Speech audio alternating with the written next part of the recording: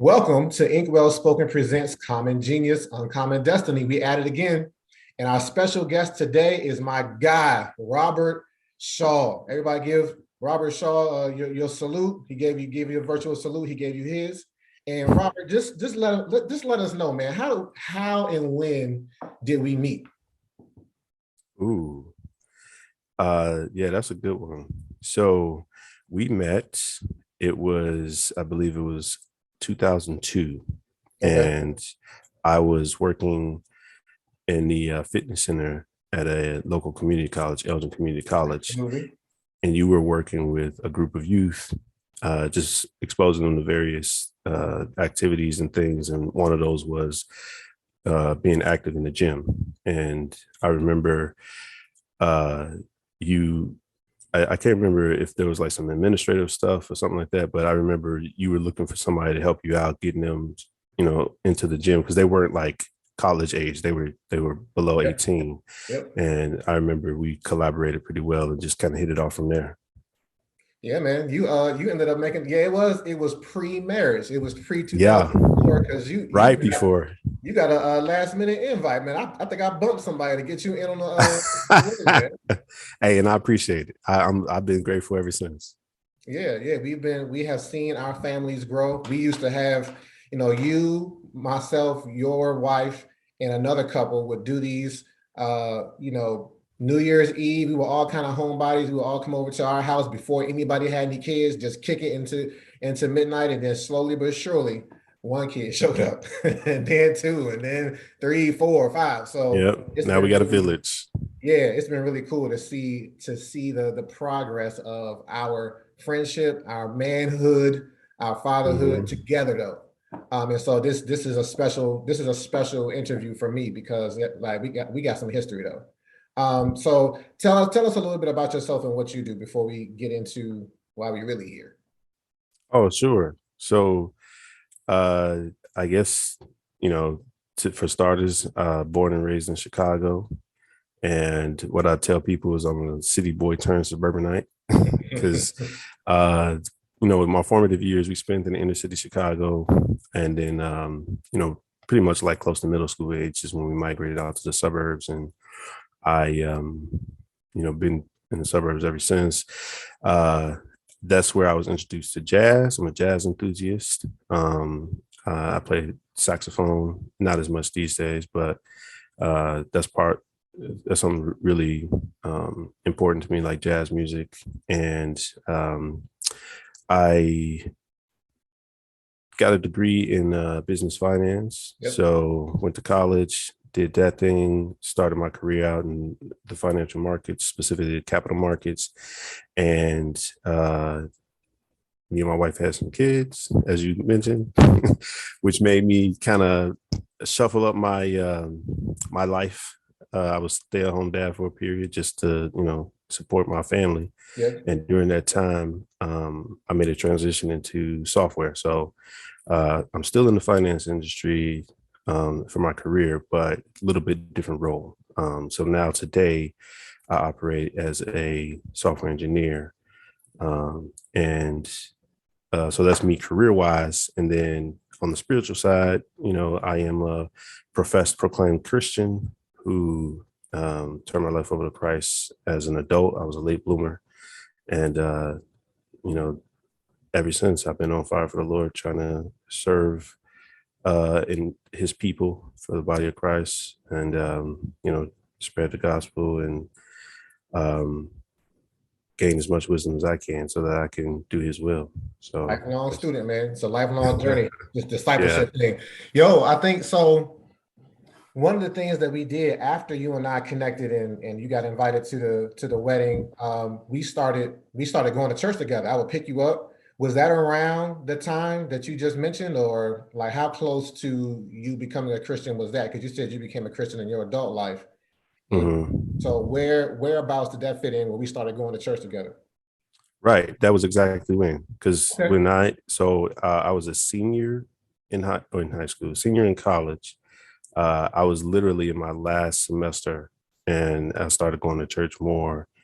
And it was mainly a lot of it had to do with you and your wife. because my strong relationship with you all, my respect for you all, and I knew God and the story of Jesus and everything, but I just didn't have a strong connection, and I built that connection through you all, and so it was that like spring of 2006, and later that year is what you're referencing when you all offered to um, give me a ride to and from church, which I mean that was huge. So yeah. That's what's up, man. I don't think I ever knew where that fit into Hmm. your discipleship growth. So that's cool. That's what's up, man. God be the glory. Um, Absolutely. so let's go back to that point in your life of 2006, because now if I ask you some of these questions, we talked earlier this week. You already know kind of where this is going. This is not going to be a surprise to you. If I ask Hmm. you, right now, do you consider yourself to be a genius? You might say yes. So let's go back to 2006, right? Your Yeah. 2006 self, if he was sitting in this interview chair right now and I asked this question, hey, do you consider yourself to be a genius? What would 2006 Robert Shaw say? Absolutely not. Absolutely not. Why though? So it's interesting. I'm glad you phrased it like this because that is actually was a really really interesting time in my life, and I think the biggest reason why is because I had just graduated college, Hmm. and uh, like some people, I had an epiphany that I had done however many years of school, from kindergarten through senior year in college, right? However many years that is, 16, 18 years, whatever. And I I didn't feel like I really gained an education.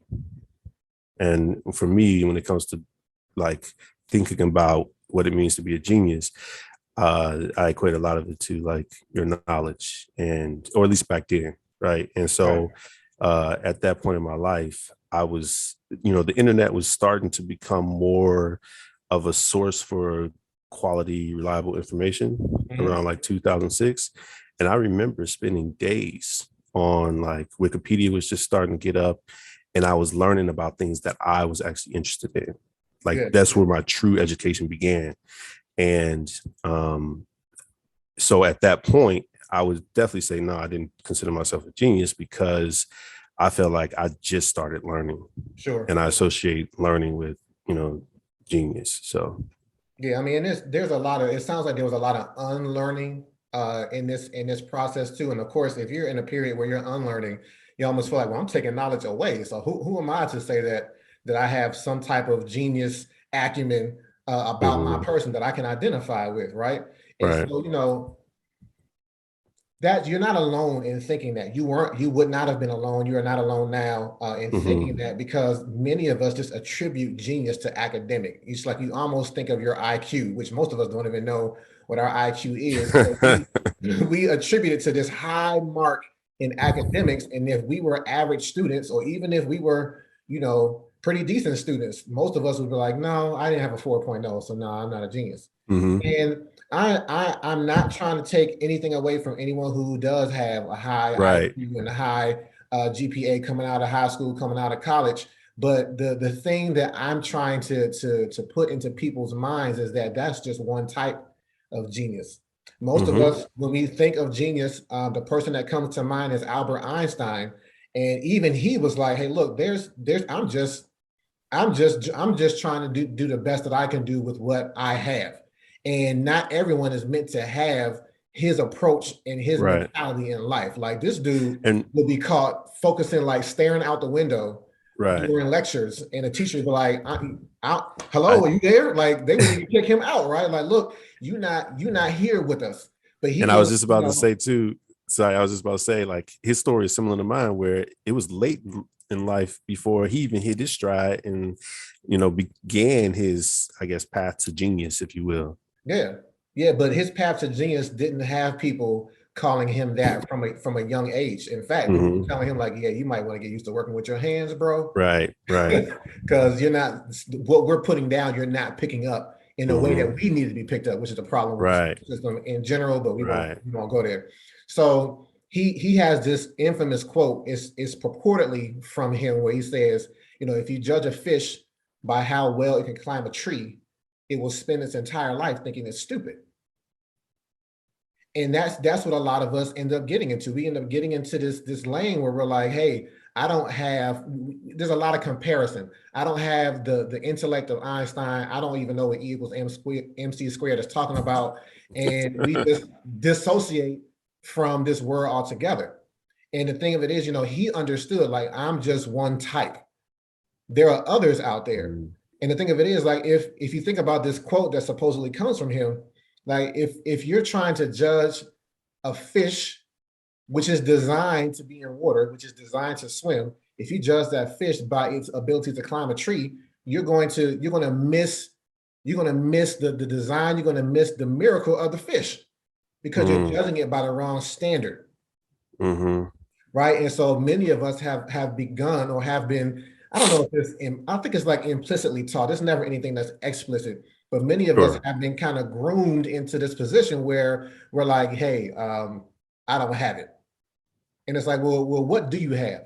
Right. And to me, being able to begin to accept this genius label is just as important as you accepting your name. Like, because once you accept your name, Robert, if I started off this interview and was like, everybody welcome, welcome, I don't know, Donald Shaw, you'd be like, time out. Like, yeah, bro, we known each other for too long. You got my name right. wrong. You wouldn't let that slide, right? You'd be like, hold up, pause. We need to restart because you got my name wrong. And it's the same thing with genius. If we begin to accept this label, it'll prevent us from accepting other labels that are less than who we are. Because a lot of us are especially in our formative years, and formative years happen at different stages for different people, but we look out into the world and try to figure out where we fit in. And if the world keeps showing us the same images that look like us, but these images have these negative connotations and these negative labels, and we don't know who we are, then we'll start to say, well, maybe these labels that they're putting on me are who I am. Maybe I need to acquiesce. Maybe I need to give up whoever I thought I was and just become what the world says I should be. And you and I know, as African-American males, there's a lot of wrong labels that get put on us. Yeah. So I think that if we start with, my name is Robert Shaw, I'm a genius, that sets the bar high enough so that when somebody else comes along and tries to put on a label that does not fit you, you'll be like, hold up, that doesn't fit who I am. And once we know who we are and we have this standard for ourselves, that's when we become, I believe, we can take up our contributions to the next level, because now we have this standard that's like, I can contribute something. I can make my surroundings better with what I have to offer. And it starts with accepting the fact that you have genius. So as go ahead. No, I was just obligatory acknowledgement. Got it. So, to help people understand how this all fits together, God gave me an equation many years ago, and that turned into a book, which turned into workshops. And it's just three components to genius. And it starts with passion, it goes to talent, and then it ends with purpose. So if you can figure out what your passion, talent, and purpose is, you can unlock your genius. But just like I'm kind of deconstructing this word genius, I'm going to deconstruct the first component in this equation, and that's passion. So tell me, I know that you have this signature on your email that talks about passion and even talks about purpose. Tell me what the quote is, or tell the people what the quote is, and then tell me why you put it in your email signature. So it's not, well, there is a quote, but it's not about the purpose of passion. So all it is so this goes back many years ago. And it might be 10 plus years ago. Actually, yeah, I know it's 10 plus years ago. And it's one of those things where, like, I've never understood marketing. Or up until a certain point in my life. Like, I went to business school, took marketing classes and stuff, and I understood certain like tactics from a like high enterprise level, but like just like the psychology of marketing, I never got it. And I was at a point in my life, I would say like right around like the financial crisis times, like the Great Recession. where I was starting to study it a little bit more, just because I felt like it was important to understand, especially being in the world of business, and then the way that the world was changing with the internet and technology and things. And so it kind of led me to learn a little bit more about branding. And so the more I learned and understood about branding, I knew that it was important, uh, not just for businesses, but also for people. Like we have our Absolutely. personal brand, right? To kind of put forth what we stand for. Yep. And so one of the ways that I realized that I could do that, I send emails all the time. And so a very simple, easy, non in your face way Yep. was just like throw a little signature on my email. And so I thought about the things that I felt like really represented me, things that I felt like uh, I was very focused on, and still am. And so it was 3 words. And those 3 words are purpose, passion, and vitality. Yeah. And so that's in the signature of my email. And there is a quote, but it's not well, it's related, but it's not like. So the quote says, you know, if you were arrested for being a Christian, would there be enough evidence to convict you? That's the quote. And Pause, just over. pause for a second, man. Let that breathe. Yeah. That's like a bottle of wine, man. You gotta open that joker and let it breathe for a Right. Right. Yeah. Yeah. minute. All right, go Yeah. ahead. So no, I mean it's one of those things where, and now I think that, so let me back up. Years ago, when I started putting this signature in, I would change up the quote. And so I started off with some other quote, I can't remember, but I felt like, because I collect quotes, and I felt like I had so many quotes that resonated with me that would be great for people to see as part of my ideology. Yeah. So I I've would been change. collecting quotes too, actually, lately. Just sometimes you Yeah. find something you're like, man, that's nice though. And I just take Yeah. a little file. Go ahead, sorry. Exactly. Yeah, we're gonna connect offline about that. But yeah, so I remember when I put this quote, and I remember exactly where I got it from, because I got it from this Christian magazine that I just got from like a workshop that I went to, and I never read it until like maybe like a year after I went to that workshop. Okay. And I read it while I was working out. I remember, because I was like, in between sets, just kind of going through it. And I remember when I read this, I was like, whoa. And it hit me, like you said, I had to let it breathe and marinate. And yeah, so I put that in my email, and that was the quote of all the quotes I added in my signature that I got the most reactions from when I would email people.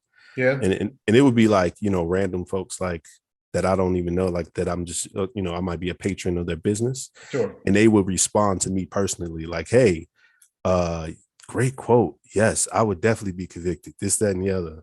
So, so that's that, and that's where that comes from. All right. So we got passion, purpose, and vitality. Yeah. So tell me a little bit more about this passion part of this 3 point branding that you're doing. Because we're all about Genius is all about rebranding and Mhm. accepting a new. I'm not saying you got to change your signature or nothing like that, but tell me when you put this on, what did passion mean to you back then? So passion is one of those like abused terms, I think. Yes. And to put it in very simple terms for me, I I just think about it as what's what ignites the energy for me. So people often say, I'm very passionate about this, passionate about that, or I have a lot of passion. And, my first question would be, well, what energizes you? And Yes. because I feel like that's another way to think about it. Mhm. And I feel like it gets some people out of that. It's a little bit of a paradigm shift. Instead of Yes. thinking in terms of passion, they think in terms of energy. And for me, there's a handful of things that I get so energized just thinking about it, and even more so engaging in the activity or whatever, Mhm. that it's like a limitless, an endless amount of energy that I can, You that just will tap into. sustain me. Yeah. Yeah, like I can do it for, like, for instance, what I do now, as a software engineer. Like I'm building things. I'm using my creative genius, right? And it's there have been many days, and I'm not like necessarily proud of this, but there's been many days where, I wake up, 7 a.m., get to coding. And if I don't have a lot of meetings and stuff, I go relatively uninterrupted. It'll be 9 p.m. before I even get up and come up for air. Like, cause Wow. limitless energy. So like that's the passion. All right.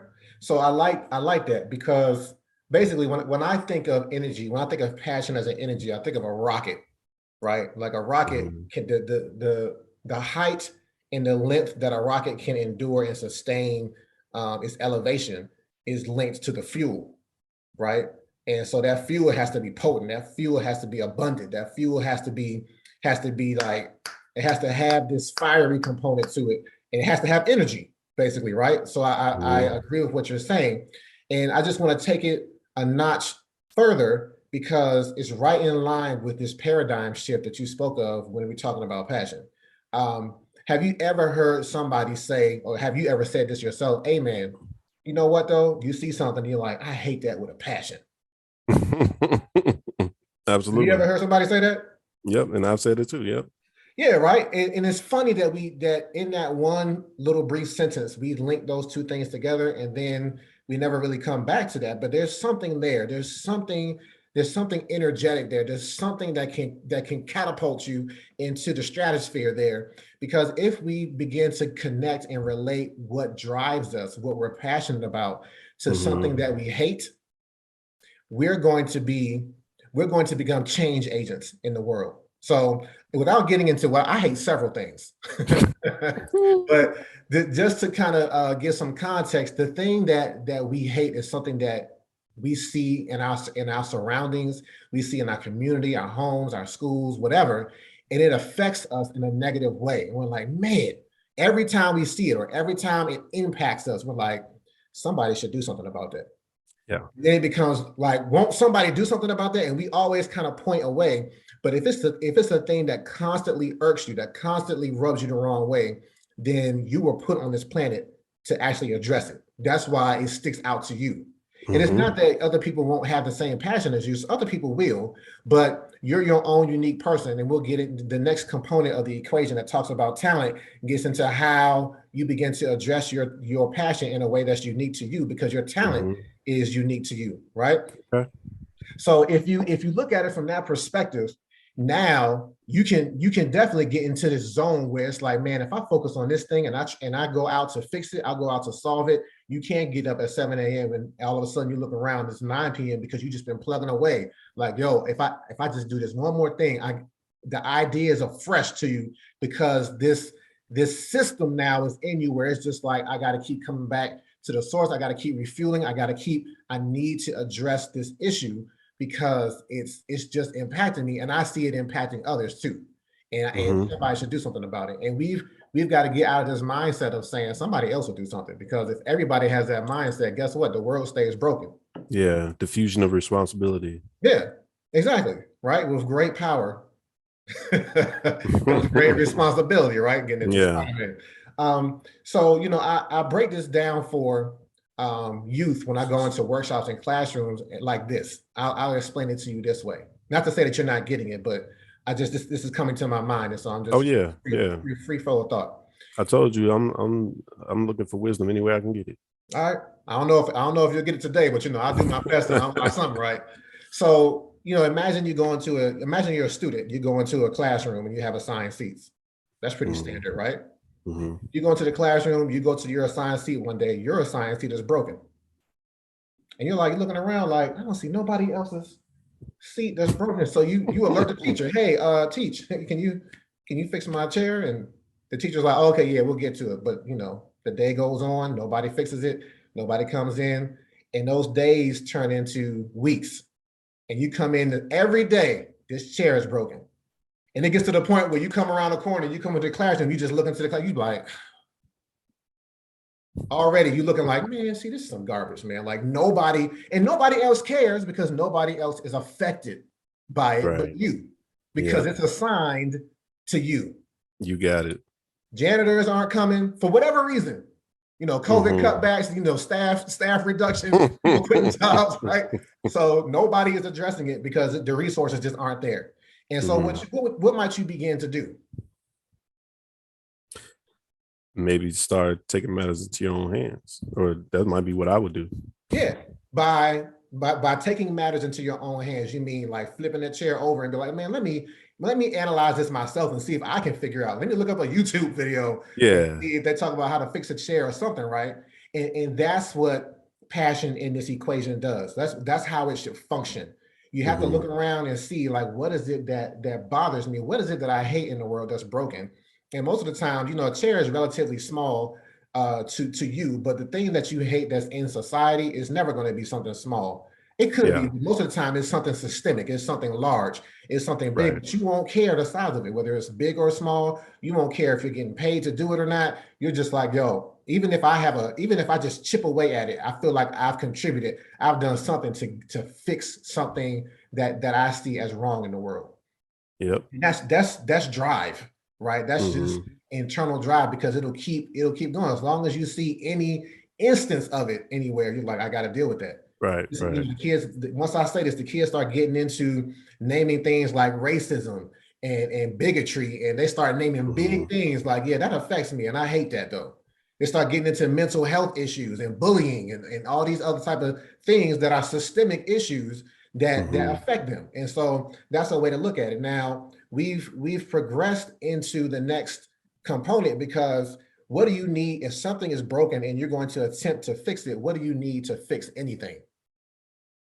Some skills. That's but once you have the skills, like, what do you need to get into your hands to fix something that's broken? Oh, like tools. You need tools. And so really easy, like, your talent is your tool. Right? And your purpose in life, going into the third part of the equation, is to identify what tool you have in your hand and then apply it to that thing that's broken, your passion. And in doing so, you unlock your genius. It's really that simple. Right. So having said that, can you identify something that you're passionate about, something that you hate? I got you. It's so, I've done, as you alluded to earlier, like exercises and stuff related to this. And the one thing that's been consistent throughout my entire life and still holds true today, that like I just get fired up about in some, one of the churches that I used to go to introduced me to this phrase, like, you're wholly discontent. And it even rings true. And here's another pause, man. You doing this to me, bro. Like, you done already talked about, what was the first thing that I paused on? This. The quote. If you are a Christian, can anyone convict you by the evidence that you put out there? And now you just said holy discontent. I love it. Go ahead. I'm sorry. Yeah, no, you could. So this is relates right into the thing that I hate, and because the Bible talks about this. And for me, the chief thing that like just gets me fired up is deception. Okay. Right. And that goes all the way back to the first pages of the Bible. Right. And I just, it's one of those things, and I know you said only one, but you can't help it, brother. Just let it go. It's all right. Yeah. But I was gonna say that that's the chief thing for me, because that leads into the second thing, which is disorder. Like, those are my top two, and I just get so riled up and fired up. And if I see it existing in any way, shape, or form, ideas just start coming through my mind of how I can play a part in, making that change. Wow, that's those ideas that fuel. So can you share some of the ideas that you have that come into your mind when you start focusing on deception? This is interesting. I'm excited to hear about this. Yeah. So I guess for me, it's like, I'm trying to think of one that's like relatable for a lot of people. So, okay, here's one. because this is something that's like a current theme that I think a lot of people can relate to. Uh-huh. Um, it it bugs me to no end that for many of us, not everybody, but many of us, when we go seek medical services, we have no clue how much they cost. Yeah. For many of us, no clue. And this is going back years ago, like oh wait, around financial crisis times. I was so annoyed at this. I started trying to map out like, why is this? And so some of the ideas I came up with was like, okay, a lot of the medical services we consume are paid for through our insurance. Okay. Right. Then the more I started learning about the insurance industry, that just made me even more fired up Right. because that's like It's a rocket. the when you talk about deception, I Yep. mean, just point to the insurance industry. There's so much going on there. But anyhow, so I was like, well, you know what? We need to change the insurance industry. So I started coming up with ideas about like how I could create an alternative insurance All right. and really like fix the system. I'm in my early 20s. I'm still like naive, right? So, but hey, I'm passionate, right? So Right. that's part of like the ideas that I've had. And now, like today, it seems like there's certain things that have started coming to fruition. There are. I think Forward is a organization that's starting to do like primary care services where they don't deal with insurance at all, Yeah. and they list the services like and show the dollar amounts and everything, and it actually makes their lives simpler as medical care providers.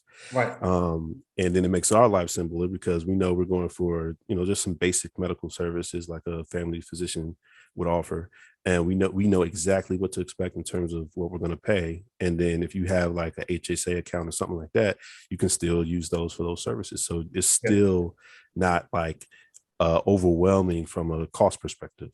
Yeah. And it simplifies the life for everybody. And it's transparency, clarity, and no deception. See, this happens every time. It amazes me, even though I'm the one that knows, like I'm setting you up. It amazes me how it begins to just play out uniquely for every person that I talk to. Mhm. Yeah, Because what I know that you do now, because what I feel like I see in the industry right now, there's a lot of, everybody has an app these days, right? And it mhm. taps into these systems. And I feel like there are apps that are addressing what you're talking about. Sure. They're right. Hmm. And Hmm. so what do you do right now? You're an app developer. Like you found your way. Sometimes the passion that you have when it's isolated, I mean, passion can be bad if there's no outlet to put it into. So, Hmm. you've kind of sat on this for years. It's kind of just been smoldering beneath the surface, right? And when you see it rear its ugly head, you're like, oh snap, there it is. And you know that it's still there. And it's good to kind of get reminders about what drives you and what you're passionate about. But sometimes you do have to kind of wait for a while before the talent reveals itself, before the Hmm. tool is uncovered, right? And I Yeah. feel like you're at a place now. I don't want to tell you necessarily, what your tool is. I would rather have you tell me like, hey, what's your tool or what's your talent? And I'm going to give you a moment to do that in a short couple seconds. But when I began to think about our interview, what I already began to think about for you specific is that you're one who has these talents. Most of the time, I say that talent is generational, and this could be Hmm. generational in you as well. But I Hmm. kind of pick up on this in you. You are one who develops talent. I don't know if you follow Marvel, but I'm thinking of Thor right now with his hammer Mjolnir, right? And then he ended up, Yeah. Mjolnir got destroyed, so he had to come up with Stormbreaker, a new tool to help him fight against the forces of evil in the universe. And I Yeah. feel like you are a forger. You maybe that is your talent itself, that you can create new talent and say, you know what though, or you can acquire new talent and then Hmm. use it as you see fit. Yeah. So having said that, tell me what you think your talent is. What I think my talent is.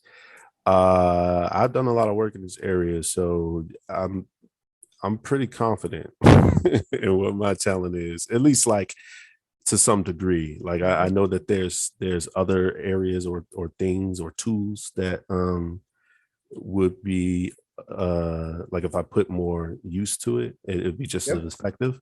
But the thing that, I always seem to find myself doing, talent wise, is uh really like communication, Mhm. and in the form of communication, specifically teaching. Like that's the thing that I'm engaged in more often than not. Yes. But I think like if I had to like break it down to like the base thing, it would be communication. Okay.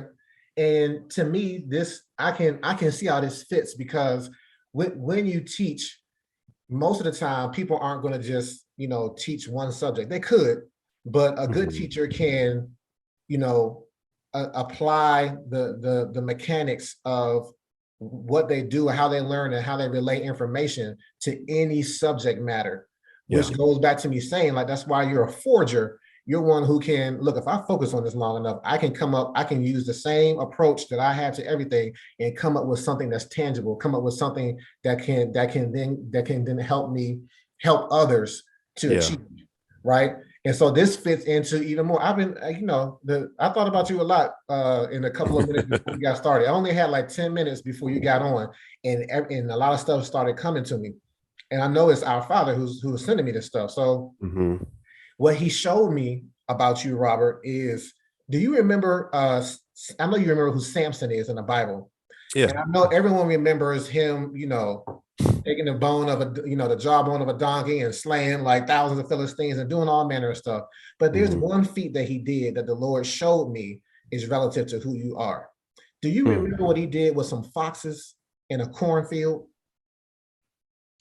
Foxes in the cornfield. No, I don't think I remember it. Not off the top of my head. This man of God, and this wasn't even anything. Maybe, I mean, I don't think this was the brute strength that we remember that he has. This was his Hmm. cunning. He wanted to destroy this Philistine cornfield. And what he did was he gathered up, I think it said like 1,000 foxes, and Hmm. put like fire on their tails. He like tied a piece of, I don't know what it was that he set on fire, put it to their tails, and released these foxes into the cornfield and set the whole cornfield on fire, destroyed the Wow. Philistines cornfield. Right. And so when God showed me that, he said that you are one who sets these fires in different places, because how better can you raise a field except that you send this fire into multiple areas and send it Hmm. and let it be mobile as it goes through, instead of setting one big fire. You can reach the further expanses of this territory when you begin to set multiple fires and then put it out into the field. And Hmm. your teaching, that you're saying, your communication sets a fire underneath people, and the fire is linked back to the passion. So you are one who can help by teaching. What you said you're looking for wisdom, right? You're one who Hmm. can take in wisdom and then relate it to other people so that they then can be empowered. They then can Hmm. be equipped to Yep. do what Yep. it is that you're teaching. And Yeah. that's what the foxes represent. Samson had the fire, he put it on the foxes' tails and then released them to do the work that he needed to have done to accomplish what he wanted to get done. And I see that. Hmm. That's what I feel like the Lord, that's why I think he showed me that for you. And I think that's pretty amazing because it fits right into it. If you became a teacher who, you've learned how to program. Like, it's amazing to hear you say like software engineer, because that's not how you started at all. You Hmm. started in a complete different field. But if you take this software engineering and teach other people how to create apps, first and foremost, I believe that you could come up with an app that address this passion of this insurance and the deception that's in the health field. That's easy. I think we're already seeing what are they called? We're already seeing trailblazers who are beginning to do this. And I feel like you Right. can get into that arena as well. But you Hmm. also have this capacity to teach others how to create apps and then have them address what their issues are with the app, and Yep. Yep. bring some solutions into the world. Because, if I say that the healthcare industry is broken, would you disagree with me? No. Nah. And the people that you teach, they might not have the same passion as you to get into the health industry and fix what they see as broken. But what you equip them with, they now feel, like I said already, they feel empowered to go into their different sectors and begin Right. to impact, to begin to set a fire, Yeah. begin The to foxes. raise the ground so that now something new can be birthed out of it. And so Yeah. that's what I hear and see for you. Well, I receive it. Um, it sounds like the it sounds like a prophecy to me. Like, It's very much a prophetic word. right, like um the we you and I have talked about this before, but the the Bible talks about speaking in tongues and prophesying, and that you know it would rather we prophesy for edification, and Mhm. that's exactly what I am experiencing at this moment. I mean, this word you talking about with Samson, and then relating that back to me and kind of how I am moving and operating in this world. Uh, yeah, that's a prophetic word. It's edifying, and it's very enlightening. Hey, So I that's what we receive it. do. Hey, here in the Key family, I recently came up. The Lord just be giving me stuff. I recently came up with a new acronym for our last name. Key stands for knowledge, edification, and exhortation. There we go. There And we so, go. hey, you got unlocked. Something got unlocked just now within the time that we've talked. So, it all works for good. See, this is mutually beneficial. I get a chance to get my branding out there. You get a chance to Yeah. get your branding out there, and we just build together like we've been doing for all these many years anyway. hmm hmm So let's see what else. What did we cover? Everything. I feel like we covered everything in some good ground, some good time. Okay. Um, you've told me what your talent is. I've had helped you tap into the purpose. Rick Warren came out with the purpose driven life. I'm not knocking it. It's a good read. But this is just, but if you want something really quick, be like, man, if I had to, like the elevator pitch of purpose, your purpose is to identify your God-given talent and apply it to your God-given passion and hmm unlock your genius. Because I don't think we said this explicitly, but this thing that drives us, this thing that hurts our heart to the point where we're like, I hate that.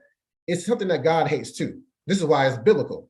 Like he hmm put man on the planet to fix a myriad of things that he sees as broken because of sin.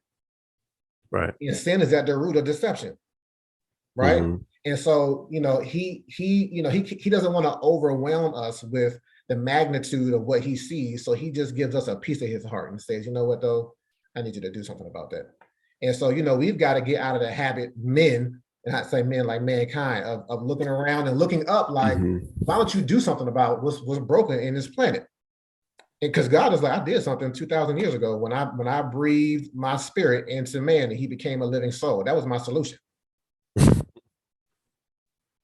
But if everybody's looking around like somebody else got to do it, the solution remains unsolved and the world Right. remains broken. That's that diffusion of responsibility again. It is. And so, I'm just doing my part. I guess I'm setting fires too. I'm just doing my part, one person at a time. Just, you already had the components, but sometimes it just takes just a small degree change and shift to say like, hey, all this fits together. I always equate this to, solving a puzzle. Like you have all the pieces Yeah. in front of you. You have nothing missing, nothing broken, but you just got to begin to orientate the different pieces and make sure they come together so that the vision becomes clear. Yep. Right. Yep. So Yep. that's a hey man. I mean, I always designate an hour for these, but if we get it done before an hour, I'm not gonna like delay it and try and drag it out, man. Like you said, we got stuff to talk about offline with these quotes anyway. So, do you have any closing thoughts or closing statements? No, I just very much appreciate you involving me in your journey and being, I feel like this is part of what you just prophesied about spreading that fire. This is one other piece of the puzzle for me of a way that I can help spread that fire. Absolutely. So thank you. Hey, I'm just trying to obey what I hear the Lord saying, man. You know how I go. Yep, yep. Keep it So up. yes, sir. So yeah, like I said, we'll be talking. Salute to you, King. Tell the family we say hello. Likewise.